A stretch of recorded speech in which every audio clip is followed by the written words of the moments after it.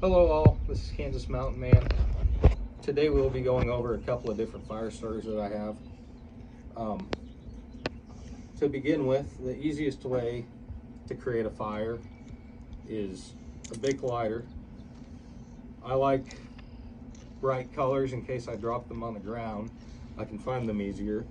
And you're probably wondering why I have paracord and chapstick tied on with it. Ranger, Fieldcraft, and Survival. I'm outside, I apologize for the background noise. Ranger, Fieldcraft, and Survival shared a video keeping a cotton ball in the top of your chapstick, so that way if you need to do fire, you have chapstick, which is a petroleum base, your cotton ball, and then a lighter, so you're basically making Vaseline covered cotton balls. That's the easiest way to start a fire. The next best way to start a fire would be with a ferro rod. A ferro rod produces a spark at roughly 5,000 degrees. To get a good spark, you need a 90-degree spine, or whatever you're using. It has to be harder than the steel. You can't use aluminum with a ferro rod because it just won't spark. But that 90-degree spine, you lay the knife at about a 45-degree angle and you pull the rod back and it makes sparks. But that is the second easiest way to make fire. I can get this thing wet, dry it off real fast, it goes right back into sparking. Now if you do that with a big lighter, I'll show you guys how to do that later, but if you do it with a big lighter, there's a certain way you can get a wet big lighter to work in no time flat if it gets wet. The next way I like to use, even though I don't use it very often, is storm-proof matches. I just keep them in an old pill container. 25 come in a box. These are the UCOs. You can buy them at Walmart for $2.50 a box for 25 of them.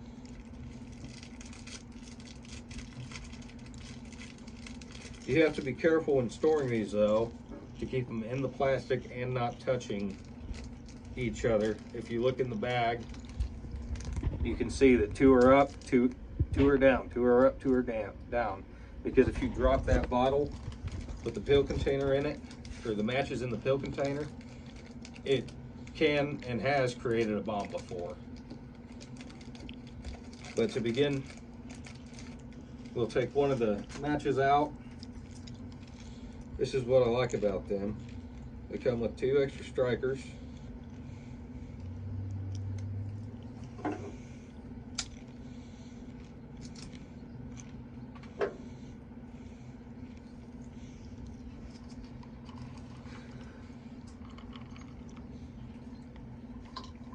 And then you can light it. And the cool thing about these is if you submerge them and let them back out, they still light up. The wind won't blow them out. What's in that cover there? Water. The wind won't blow them out. You can keep putting it in there and taking it out, and as long as there's red phosphorus on there, it will light. I do that.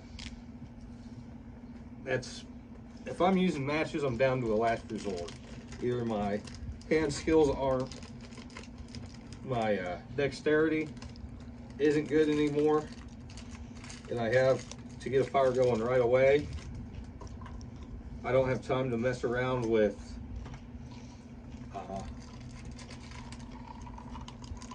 ferro rods and big lighters. I get the thing going as fast as you can, because when it's cold outside, core temperature control is the biggest thing.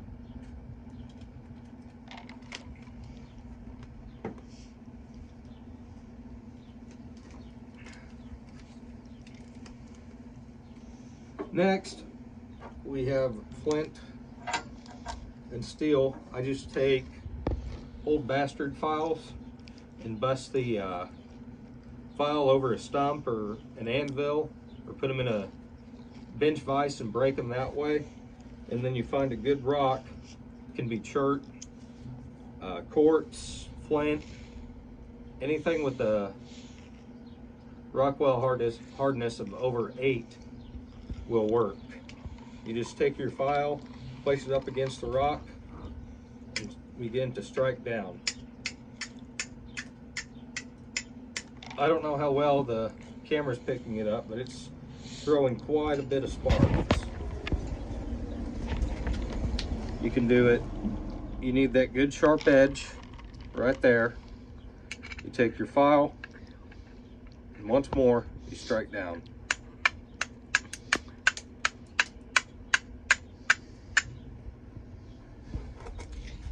You can also use, if you have a 1095 or 01, anything with a real high carbon content, not 420, not stainless steel, not 154 cm or S30V. It's got to be 1095, 01, W2. This old timer, I believe, is just 1095. You find a good spot, once again, and instead of using the Bastard file, you just use your knife, and it will create sparks, just the same. It's not as sparky as I'd like it, but I believe if I really had to, I could put a piece of char cloth on there and get a spark going. There we go. You just got to mess around with it. That's the easiest way to do it, is just finding a way to mess around with it. And in my fire kit, I keep jute twine, charred cloth, another piece of flint, and another file. We'll get a little fire going, see if I can. Use a little bit of char cloth. Put the char cloth near your sharp edge.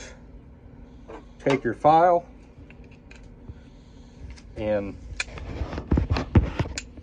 it may take a couple of hits, a little bit of moving around. Now, how do you make that char cloth? You basically take denim or a washcloth or anything 100% cotton. You put it in the can. You set the can on a fire. There's no need to poke a hole in the top. And the Altoids cans, they have hinges on the back that will allow the gases to escape. You can use punk wood. You can use cotton balls to make char, dandelion fluff, a whole bunch of other things. But we're going to try to get this piece of char cloth to go up. Let's see if I can find a better edge.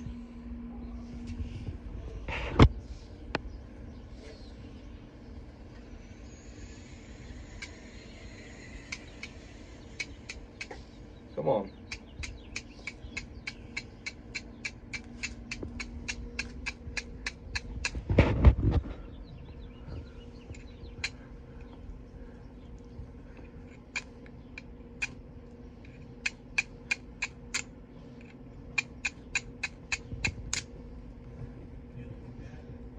Surface area is obviously key with this. There we go. If the camera can show you, do you see it burning red and white? You don't want to hold it in your hand for too long, but you don't need to rush it putting into a tinder bundle either. It'll burn long enough if you have a big enough piece to where it won't be an issue. Next thing that I like to use, you can come back up here, is cotton balls with wax on them. We just get wax from the, what is it, Scentsy warmer? My Scentsy warmer, yeah. Wax melter, and instead of throwing the wax away, you just take cotton balls and dip it in there. Exactly. Let it soak up. Exactly, and then it'll burn. You can hit it with a ferro rod. Come up here, I want to show them.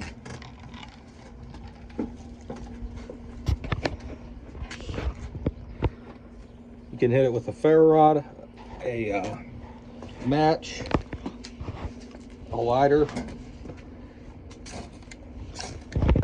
and it burns just like that. And it'll burn for roughly 5 to 10 minutes getting the fire started. That should be ample enough time to get anything that you need to light up and going. The next thing on the list that I like to use, we'll let that burn. The next thing I like to use is Fatwood. If you can't find it, Walmart or Lowe's, even Amazon sells it. Dave Canterbury on the Pathfinder store sells it. But you take your... Or if you don't have a Walmart, a local grocery store. Dillon's, Yeah. Cash Saver, just a local store usually has it. It's with the grilling items. You just take your spine of your knife and you begin to basically make feather sticks, but with the back of your knife. You're trying to create surface area.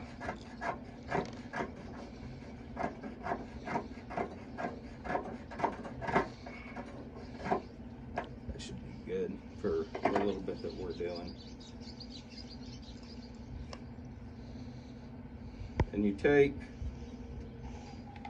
your shavings, and I usually like to do a feather stick with it if I can find a good piece that isn't rotten.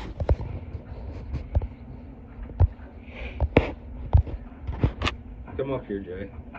I zoomed in. Huh? I zoomed in. But as you can see on the inside, it's just, what color is that? Orange? Yeah. Orange. And then with our cotton ball that's still going, it'll light up just like that. And then you can put it out with just a cup of water. And Fatwood, because of the resins in it, I'm not going to do it right now, but because of the resins in it, will relight even after being wet.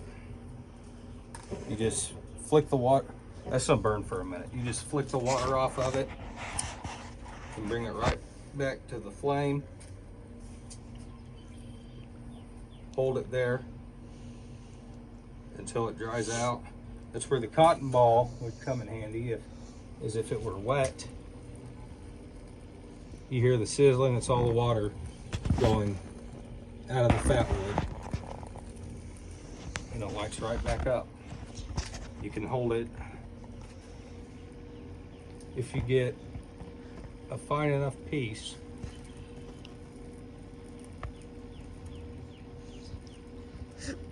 it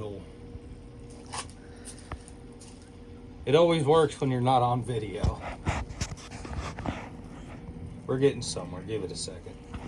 But all that moisture will come out, and then you'll have your, show them that. Do you see that? That bubbling? You don't want to get that on your skin because that's hot pine tar. We'll let that cool down for a minute before I put it back in the bag.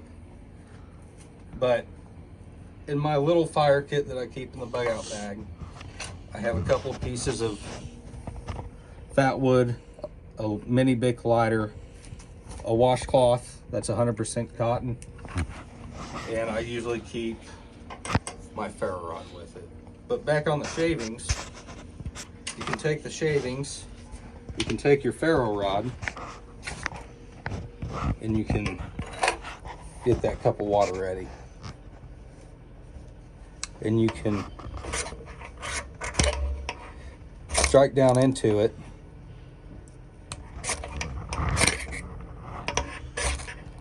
And it starts a fire. Just pour that on there. But that is my fire kit.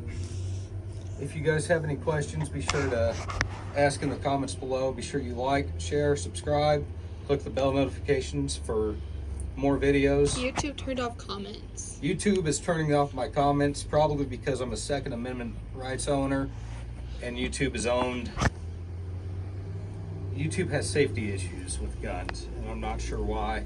But if you have any questions, But if you have any questions, contact him on Facebook. you can contact me on Facebook at Bill Crowley, or I'll probably start a Facebook page up here soon, Kansas Mountain Man, where I'll be posting more videos. Thank you for everything you do for me, for my family. Kansas Mountain Man, out.